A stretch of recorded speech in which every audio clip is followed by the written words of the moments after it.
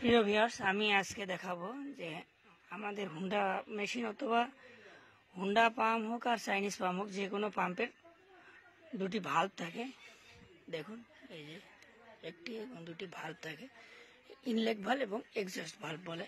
তো এই ভাল্ব দুটো ক্যামের সঙ্গে যে পুশ রড থাকে, এই পুশ রডের সঙ্গে মানে ক্লিয়ারেন্স সম্পর্কে আমি আপনাদেরকে আজকে আলোচনা করব। তো আমাদের অবশ্যই এখানে দেখতে লাগবে, আমরা ঠিক ইনলেট ভাল্বটাকে একবার খুলে নেব, খুলে নিয়ে বন্ধ করাবো এবং তখন পিস্টন টপ পজিশনে থাকতে লাগবে, যেটাকে আমাদের কম্প্রেশন মোড, মানে কম্প্রেশন মোডে থাকবে পিস্টন।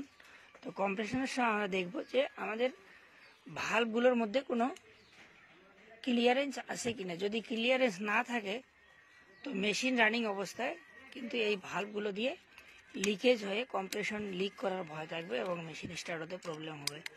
তো আপনারা দেখতেই পাচ্ছেন আমি একটা পেপার নিয়েছি।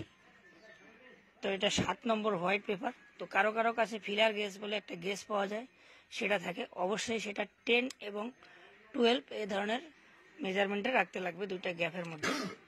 তো এক্সস্ট ভাল্বটা 10 এবং ইনলেট ভাল্বটা 12। কারণ এক্সস্ট ভাল্বটা এজন্য একটু গ্যাপ কম রাখতে লাগে যে ওটা গরম হাওয়া বা ধোঁয়াটা বাইরে